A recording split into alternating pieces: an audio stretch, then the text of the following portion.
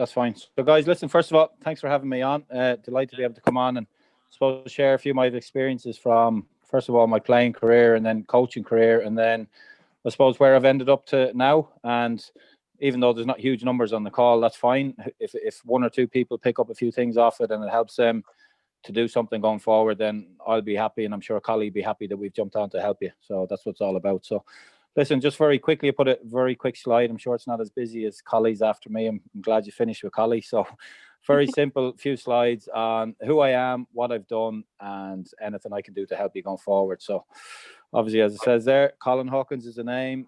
Played professionally in Ireland and the UK for the guts of 20 years. And then, which led on then, got into the real world and got a proper job with CPM. So I'll just touch on a bit of everything.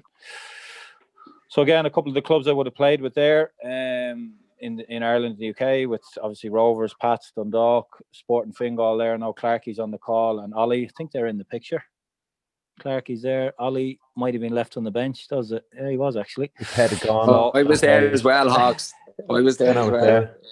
Oh, Finn is there. Sorry, I didn't know you were on the call. Yeah, so listen, what I can touch on that in a second, but what a group of players that was. So played with Fingal, Rovers, and then had spells back and forth in the UK with Coventry and Brighton and Doncaster for a spell. And then down the bottom left there, had a quick spell with Dundalk. So, and then the top right had a spell with obviously played with the Irish team all the way up through. And that was kind of the pinnacle of it with the Malaysia one in the Under-20 World Cup, which I think everybody has heard about. So that's where I played and that's what I've done.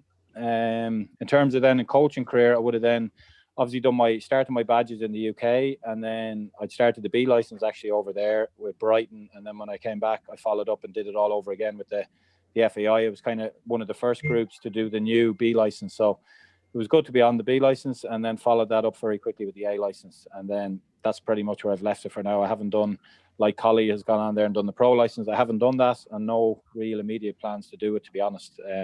Quite happy at the moment with what I have. So in terms of coaching, I would have obviously been involved when I was at Rovers. I got involved managing the under-19s, and then got an opportunity to manage the first division team, which obviously Rovers have now resurrected in the first division. So the first Rovers B team, I would have managed that, and then I would have gone in managing there as assistant manager and player coach with Stephen Kenny, and then later on with Trevor Crowley. So some good experience with Rovers.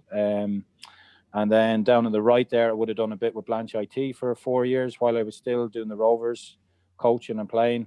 I was involved up in the college, which again is a really good opportunity, I think, for any of the lads starting off coaching. There's great opportunities in the colleges, whether it's IT Tala or Blanche or wherever you are.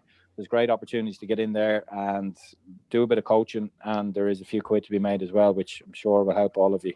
So there's bits there I can help you on. I would have passed that gig on when I'd finished up. I passed it on to Jamie Moore, and that's probably 4 years ago. I think Jamie is still doing it, and obviously Blanche IT has really pushed on. It's really amazing facilities up there, so he's got a nice gig up there as a part-time on top of everything else he does. And then what I'm doing immediately at the moment is the bottom left there. I'm up at St. Mocta's, where I'm director of football, which really progressive schoolboy club. We're up to 31 schoolboy teams, and so my job will be kind of just overseeing everything, and I'd have about 60 coaches underneath me. So the biggest job is trying to improve all the coaching standards up there, and I'd obviously work closely with the FAI in terms of following their plans and trying to just improve the standards and the overall trying to bring better players through. So that's pretty much from a coaching point of view. And then I'll just put in a few slides here on, I suppose, a lot of the stuff you guys are experiencing, the ups and downs as a footballer. On the left there, I think I've just been sent off, which didn't happen too often. The bottom right there, won a league. I played with Stephen, obviously, Stephen McGuinness with St. Pat's for 3 years, where we won 2 league titles. And then at the top there, we would have had the game over at Celtic and 0-0 at Celtic, and then in the Champions League. So really good highlights. And that was all the highs of winning a couple of leagues in Ireland. I won leagues with, lucky enough to win leagues with with Pats, Bows and Shelburne. And then in the bottom left, when I came back from Brighton, I signed for Liam Buckley when Ollie was there in Finner. And that was one of the downers. We had a really good squad, and we were ready to go to, I think we probably would have really pushed to win the league that year. We had a serious talented group with the likes of Finner and Crowley and Ollie and Shawnee Williams, and Jesus, the list was endless. Clarkey and goal. We had a savage team, and obviously I think it was 2 or 3 weeks before the season started, and we all got our P45s, which was really, really demoralising. but they're the highs and lows. We also had problems with Shells where we won the league, and I was actually getting married, and a couple of weeks later the whole team were allowed leave on a free. So that was the one there highlighted in them captions there from the paper. So again, all the ups and downs as a League of Ireland footballer, we would have had the good wages back in them days, but then it could have all gone pear-shaped very quickly, with the mismanagement or whatever. So I'm sure you're all experiencing these things, and that's why things like this are really going to help you, maybe to open your eyes in terms of what you need to do. You're not going to be a League of Ireland footballer forever. You're not going to make enough money to retire. That's one thing that's for certain. So you really, really need to be on things like this and getting your head around your next steps as a player.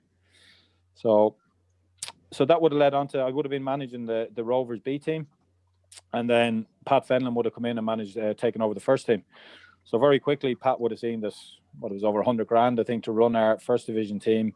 So he obviously wanted that budget for his first team, and the plug was pulled on that one, which very quickly gave me a problem that I needed to, I needed to look after 3 young kids I brought back from the UK, married with 3 kids. So I needed to look at other options, and I think that was in October. And then very quickly, I just looked at what was out there. So someone gave me a heads up, merchandising for the Christmas might be something you could get into. So I very quickly went for an interview, and again, like you guys, would have been probably one of my first interviews. I think I'd done a couple of weeks growing up in Galway in my leaving cert year. Did a couple of weeks working in Supermax, and that was basically the extent of my work experience. And there I was at 36, 37, and I realised that the money had just finished with Rovers. There was no contract there. I'd obviously finished playing. What am I going to do next? So started doing the merchandising for the Christmas for 2 months, and then really got my head down and worked hard and tried to just impress everybody I could while I was doing that job. Gave it everything I could, and then I was lucky enough to get a full-time position with CPM in January when they gave me a full-time reps role, managing South Dublin and Wicklow and Wexford. So it's obviously they give you your van and you're on the road. Really suited me. I really enjoyed it, and I did that for 2 or 3 years, and then got the opportunity to manage the team. So I'm now one of the 3 regional sales managers for the Diageo team. So CPM, as it says there in front of you, are an outsourced sales agency. So the likes of Diageo, PepsiCo, Britvic, they would outsource these, and we would provide the service for them in stores. So I work solely on the Diageo contract, which obviously is your Guinness and your Carlsberg and your Smithwick's and your Smirnoff and your Baileys. But they also have an awful lot of other contracts that are listed there: PepsiCo, Britvic, LRS, which is your Lucasade, Microsoft, Now TV. There's loads of other opportunities there within CPM. My one is solely Diageo, but I have helped other lads. Dulux as well as one we have where one of the lads has gone on to get a role with. So I think you can see there, there's plenty of opportunities within CPM. And again, I'll touch on maybe the CV preparation and how you go about making that first step. There's their website is there if anyone wants to look at their website to see what CPM is all about, and how you might apply if there's anything that comes up there that catches your eye. So again, in terms of Diageo, obviously a massive global business company, and these are the stores that we'd look after. So I would have a team of, there's about 36 lads under me, and then for the Christmas now we bring in extra helpers, which I'll touch on in a minute, which is where I linked in with Stephen and Ollie in the PFA, and that's been a really, really big benefit for both for Diageo and for CPM. So again, these are some of the customers that we will go into. I mean, you've seen all these. Any that gone into an off license to grab a bottle of wine for the missus, or a beer on a Saturday or whatever, or a non-alc. Obviously, you guys don't drink. So these are the kind of off licenses you'd be popping into, and these are the stores that my lads would look after. So again, the likes of Hugh, and I did get Hugh's permission, Hugh Douglas, who obviously playing with Drogheda at the moment, and I did ask him, was it okay if I shared this his CV up there? Now, I presume Emma and the guys in the PFA gave him some help with his CV, but when this landed on my desk, when I asked this time around, was anybody interested in coming in working for me for this Christmas?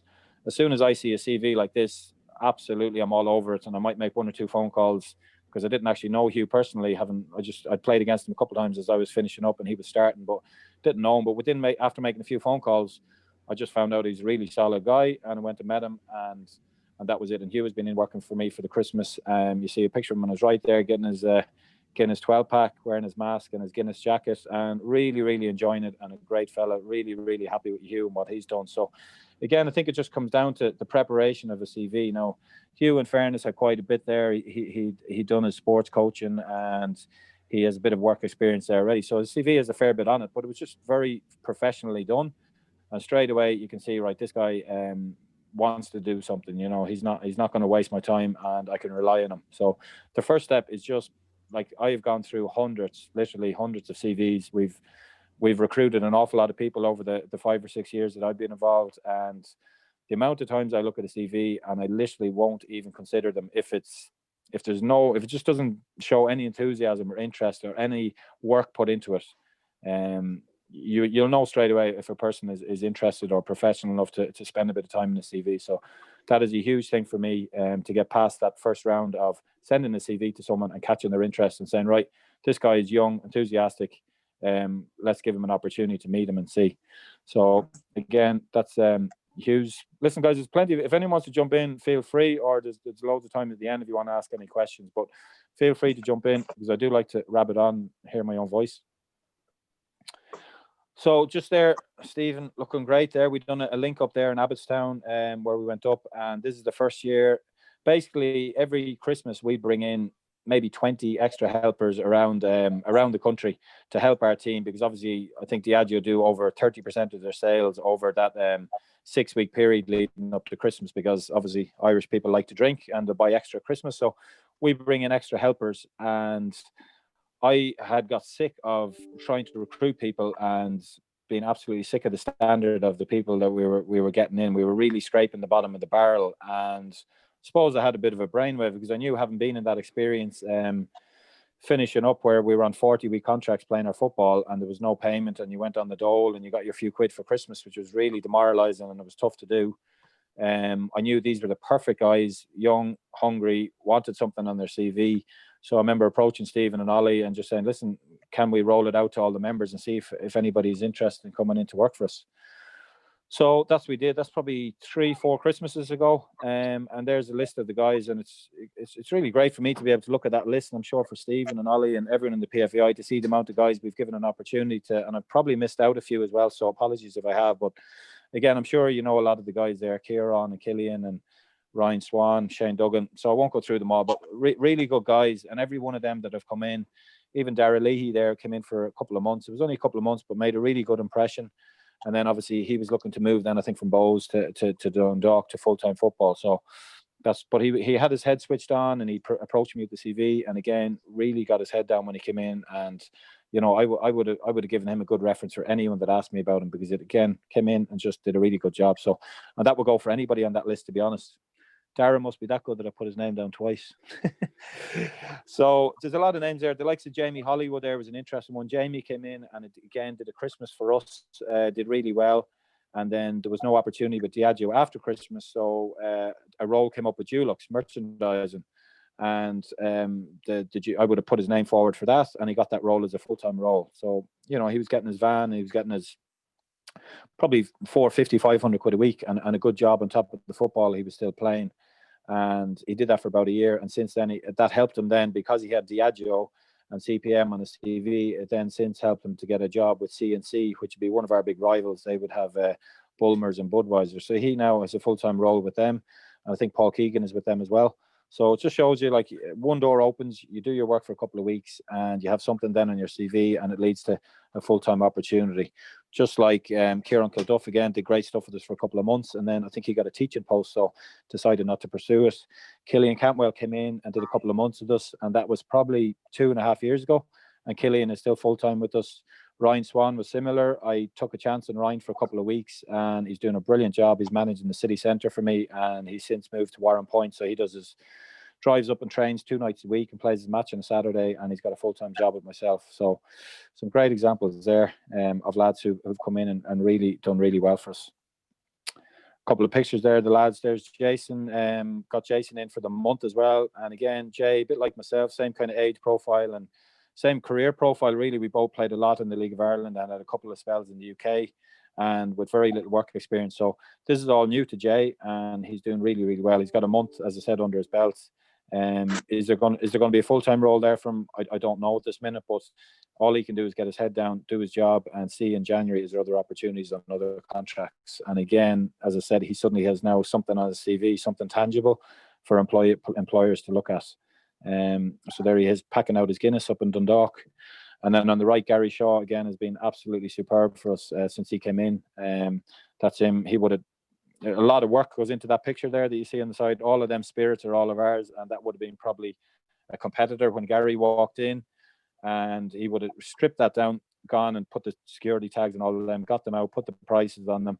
Really basic, simple stuff, but again, that's what the job is about as a merchandiser. And then you try and follow that on to become a territory manager, which is a rep, which is on a higher salary, and then you lead into management, like what's happened for myself. So again, I asked the lads to send me a couple of pictures, which is good to share. Again, sorry, Hogs, before you go on, did you start at that? Is that where you started, at that level? Exactly, yeah. So just like Gary and Jason, Ronan, I went in for the basically it was a 6 to 8 weeks and very little training. What you do is you're sent out with the lad for 2-3 days to learn the ropes about your sign in at the security when you go into Duns or Tesco to allow you to go into the back stores. Like Diageo, we have about 100 products. Like, there's not just Guinness and Carl's, but we have so many products. So the lads would learn the products, learn where they go, how you put up a PSU, which is basically a stand to put your displays on. So again, yeah, I would have done that for the 6 weeks, which then led to a full-time reps role, you know. So you start off very basic, and you didn't need any. I had no experience on anything really, to be honest with you. So it was a perfect fit. These merchandising roles are perfect fit for you guys, you know. So you see there, we did a launch in the CPM, our old offices. That there is Lorraine Butler, who would be our CEO, and James Brown, who would be he would be over Tesco for Diageo. These guys would be serious players, and then Brian McKeever standing up beside myself. And then you've obviously got Ryan Swan, Kieran Kilduff, and Stephen came in from the PFA. So really good to get everybody on board. That was probably 3 years ago, I think, when we did the big launch. And every year, it just depends. One year I might need 20 lads. The next year I might need 10 lads. But each year we've gone back to the PFAI and rolled this out to try and get lads in, to get them a bit of experience. And it's been, as I said, a really, really, really good for everybody so far.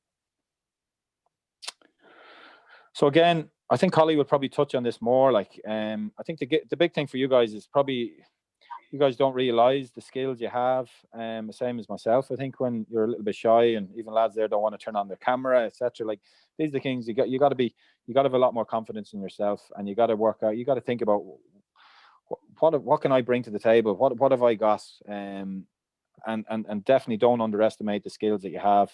And I know I learned this very quickly. And then even when, after nearly a year, 2 years, when I decided, or I was pushed to go for management, I was told, listen, I think you're able for it.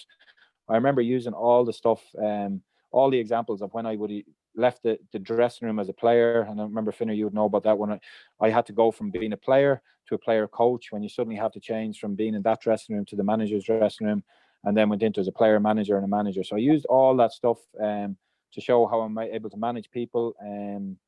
But again, the skills you have there, I've listed them all. You're all team players. You've all got leadership qualities. You just think about it on the pitch, the leadership qualities that you bring. You're punctual, because if you miss training, you get fines, all that stuff. Like, I need guys, if guys are going to work, I need to know that they're going to be there at 8 o'clock, or if they need to be in a store at 10 o'clock to do something, they're there at 10 o'clock. So all you guys have that discipline in your own life, in your own work at the moment with football. You've definitely, every one of you have a really strong work ethic, which is massive. I have no time. If a lad is going to come in and walk into a store and just tip away for 5 minutes and walk out, absolutely no good to me, no good to Diageo, and he's no good. Whereas these guys that have come in, they've no problem throwing around pallets and throwing around slabs of beer. I think some of them quit their gym membership for the 2 months because they get enough weights training, doing lifting slabs for the 2 months. But you guys have that work ethic, you have the passion, you have the enthusiasm for it. Like, all your coaching skills, if any of you guys are out there coaching kids, or I'm sure Ronan again and Ollie, I know you guys, you've done coaching with different groups, whether it's in the Rovers Academy or Ollie with Home Farm, any of these things that you've done in terms of coaching is massive. Like, so when we bring in guys for Christmas, our guys need to coach them, need to bring them out for 3 or 4 days. So they need to be able to show them the ropes and train them up, and, you know, bring them up to standards very quickly. So all you guys have that experience. You're able to bring a fella on board and show him what to do. as I've already mentioned about young, fit, and enthusiastic, you're the perfect profile for these jobs, these merchandising roles that we have in CPM.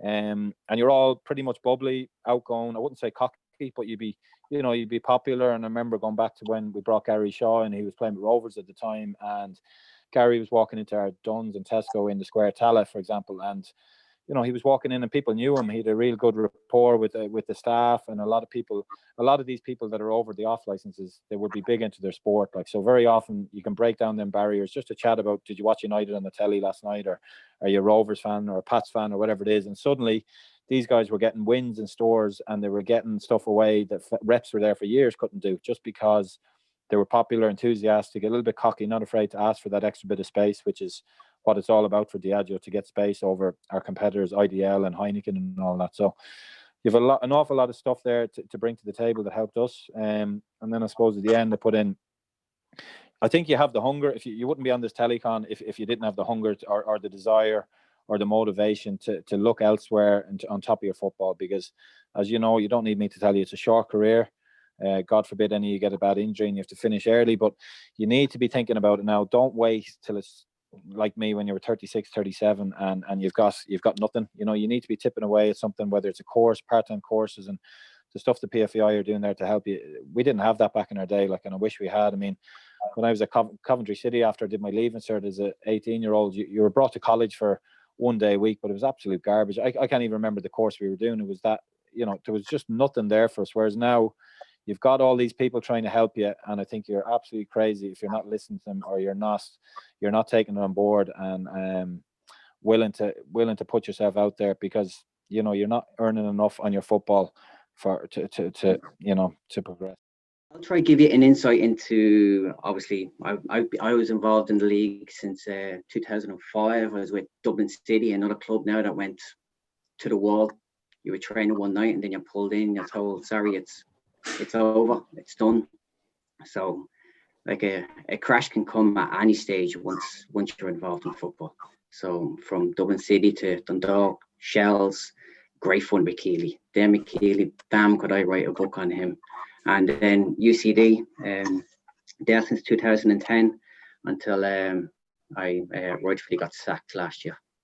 Anyway, at least while football things don't go well for me, at least I always had a good job to turn back on. I've been at Microsoft for, this will be my 7th year. So as part of my role, I went in just as a normal engineer, worked my way up. I'm now manager of the Dublin site. What we do is we look after, it's just email. So email for the top companies in the world. So we call them the enterprise cloud customers. So you're talking it's in relation to the Department of Justice in the States, the FBI, Disney, Nestle. It's all the big multinationals.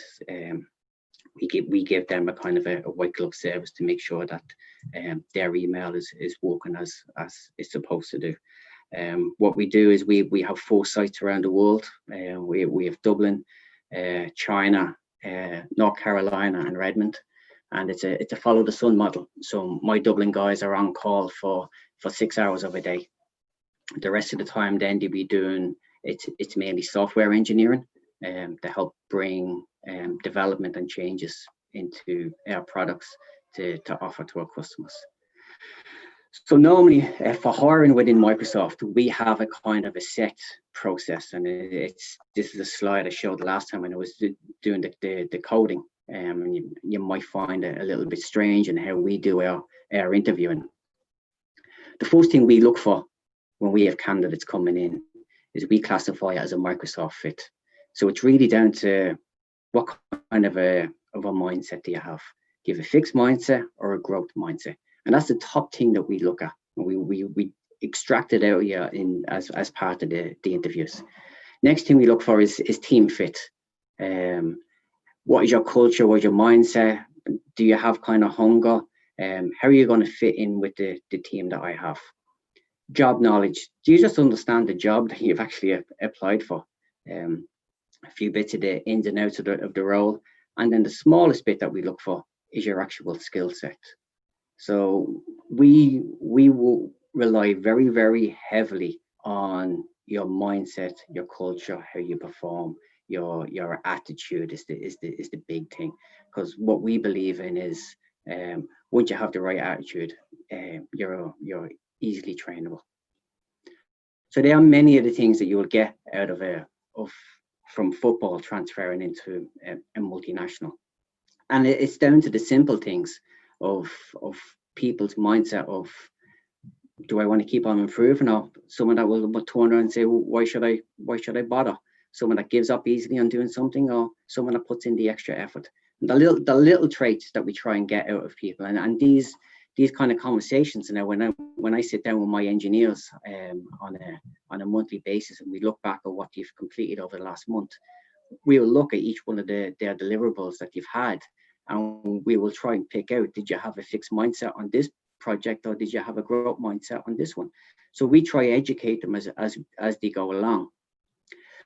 So to give it a little bit more of the insight of the hiring, again, as Colin called out, we get all ranges of CVs, and I generally look for one or two little triggers within a CV just to see what I'm looking for. And I know Emma would probably kill me on this, but generally I don't even look at the education part. It is important because it will help you pick out, because well, actually I should have known better. I actually heard, this is Sarabi, she's actually an engineer I hired in April. If I had known she went to UCD, I thought she would have had a little bit more sense, because I know what they're like when they come out of there. But at least the whole college course got her to teach us some of the little core subjects I was looking for. So I was looking for people with C# training, or C++, or a little bit of Java. I don't look, even though it's to do with Exchange and email and Active Directory and so many other things, I don't look for those skill sets because they're easily trainable. I'm just looking for a few little pieces of coding language that that engineers can do, and then I say, fine, get them in. And the way the process works is, normally we would post our jobs up onto the careers website in Microsoft. So if you want to go there and have a look what's available in Dublin, normally what you do is you submit your CV, and then we have a team of recruiters, and what they do is they will come talk to me and pass the CVs along to me for me to go and filter. Once I have a look at some of them and I've scanned through some of the CVs, I will pick out the little triggers that I'm looking for. And I will go back to the recruiter and I'll say, right, get me these 5 people in for an interview. The way the interview process works then is the recruiter will give you a little call, and it's just a screen, because you're going to be on high business impact calls, to be able to have a good flow of the English language helps, because we get an awful lot of people, not just from Ireland applying, but we get all nationalities applying. So normally the way it works is the recruiter will just do a little 30-minute phone call with you, so it's a little screen, and then you would go on a kind of a 3-round interview process. So I get the guys on my teams to do the interviews. So you'll get 2 kind of technical interviews done by my guys, and then you'll get 1 done by me. Now, even on the technical interviews done by my guys, I've heard people where the 2 technical interviews have come back and go, I don't think he's up to scratch. I don't think he has it. But then when I interviewed him, I got a sense of somebody that would have been humble and had a great mindset. And I heard him. And I know now, because he's within Microsoft for 6 years, it was the right choice. So even though you might fail a technical interview, it doesn't mean that you will fail the full loop. So normally then, once you get past me, I will pass you over to a manager in the States, and then they will give you another interview just to make sure that I haven't lost my marbles and I haven't gone crazy. And then you go for your final interview, which is some of the real senior leadership in Microsoft, and that's down as what you classify as appropriate interview. It's nothing technical, and all it really is them trying to know a little bit more about you. So it's this easiest interview you will ever do in your life. You're just trying to find out what gets you out of bed in the morning, what interest you have, what you do with what kind of family you have. It's a very simple little thing, but they pull little triggers out of it to see that if you are a Microsoft fit or not.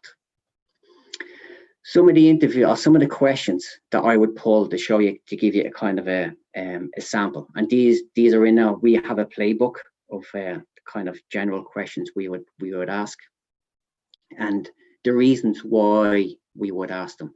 So even starting off from the top, just tell me about whatever you're currently doing. And it's there's no tricks, there's no kind of I'm trying to catch you out.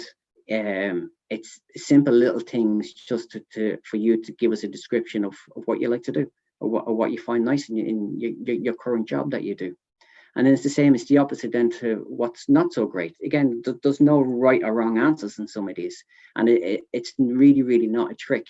We're just trying to find out what you don't like and what areas you kind of struggle in at that time, and then to try and find out why move. So again, we're trying to find is what is driving your decision, why choose Microsoft. And then normally what we do is we would have some questions in and around troubleshooting, and they're in relation to see how your mind would work. But one of the big questions I always try and find out is, tell me about a time you failed. And it's something every footballer can probably relate to. And some footballers will turn around and say, oh, it wasn't fucking me, it was him, it was his fault. Start pointing fingers. Someone else did it. It was the manager, it was the shape that we played. When I'm looking to find out for something in relation to why you failed, it's kind of understand the failure, your part in it, and did you own it? Because it's one of the big things within Microsoft that you own it. Everybody fails. Nobody fails on purpose. It's part of human nature. But it's what you do when you fail. Do you accept it? Do you put new learnings into place? Do you go do something about it? What were the outcomes of the failure? So there's no big deal with failing. It's normal, but it's what you do after you failed is the big response, the big reaction that we look for. And then when I get down to the main technical questions, there's no right or wrong answer. I'm simply trying to find out how your actual mind works. So like even the last question down there, if you need to run an update on 10,000 of our servers, how would you plan doing it? So we try and look to see what considerations people make for doing it. Like you could give 100,000 ways in trying to doing it, but we're just trying to find out what way your mind works. That's all it is. So just again with the kind of the mindset, and it's one thing that they always try and preach to us within Microsoft is always to try and think of it different ways in doing things. I know as footballers you would think you're not ready for college. You're really not. You've been playing football since you're a kid. I need to switch headsets. Since it's all you've ever done. It's all you've ever known. So it comes a little bit strange to you then when you think you're going to have to go and do something else. The same, the question came up: when should you do a college course, or when should you go do something about it? Whether you do it today, if you're 24, or whether you do it when you're, in a couple of years' time, it doesn't make a difference when you start. You just have to start. You're still going to get older, so you're better off being 32 and have something under your belt than being 32 and saying, I'll leave it until my career's over. So it really should come down to just do it. Just make a start. Like there's plenty of other things. Like just because football doesn't work out, well then at least you should have another way of doing things. And the final one, yeah, screw this, fuck off, Emma, I give up. I know she's been hounding a lot is for doing things, but it's for your own good, it's for your own benefit, and it's good lessons that you should take on board. Conley, while you're on that slide, can I ask, if somebody was looking to get into this industry, and if we're preaching start today, what's the first step? What's the first thing somebody should be doing if they want to move into that industry? If you want to move into this, you have to make a start of doing something college-wise. Now, it doesn't. When I'm hiring somebody, I don't care that you don't have a master's, or if you only have a degree or whatever kind of course that you've done. Once you can tell me that you can tick a couple of the boxes of what I'm looking for, of what you're able to do. So once you have a little bit of C# knowledge, a little bit of coding, and you come across as having a great attitude, they're the only things that I'm really, really looking for. But the important thing is once you get in, the first thing that people in Microsoft see is going to be your CV. So that's your first trigger in the door. So before you get your CV submitted, go have somebody have a look over. I'll have a look over anybody's CV that wants to go on and apply into Microsoft. I'll help you plan it out, and I'll show you what little triggers that people are looking for. So I'll happily help out anybody. In terms of courses, then, does somebody need to sign up to like a longer term accredited course, or can they collect, a range of 6 to 12 week courses?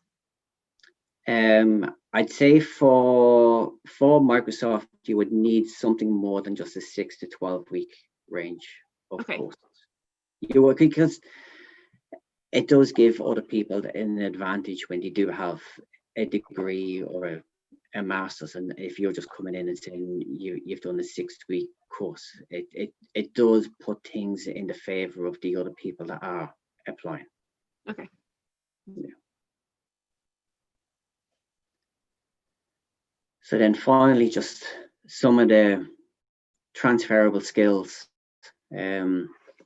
Obvious ones, you're going to have teamwork, leadership. Colin spoke on one of them as well. Time management. Time management is very, very important, and it's one of the big items within. I think it comes natural to you when you've been in football for such a long time. Even Clarky was saying earlier on, if you arrive on time, it actually means you're late. Most people actually would arrive if you're due to be somewhere at 9 o'clock. It means you're arriving in at 8:45. You're there 15 minutes beforehand. One of the other transferable skills that you're probably not aware of is being able to handle pressure. It's like, you probably love it when you're going out in front of a full stadium. You breathe off it. It gives you extra enthusiasm for doing it. High pressure situations, it's no different than being in work and being on an impactful project that you have to go and complete. But because you're able to do it as a footballer, why can't you do it in a business sense? You have plenty of skills that are actually you do without even thinking, that can transfer to a normal business. And though for each one of the guys that I have on my team, each one of those skills would be the main. If I could list off the top 10 skills that I wanted my engineers, all of that 7 would be easily in it. They're the skills I'm looking for.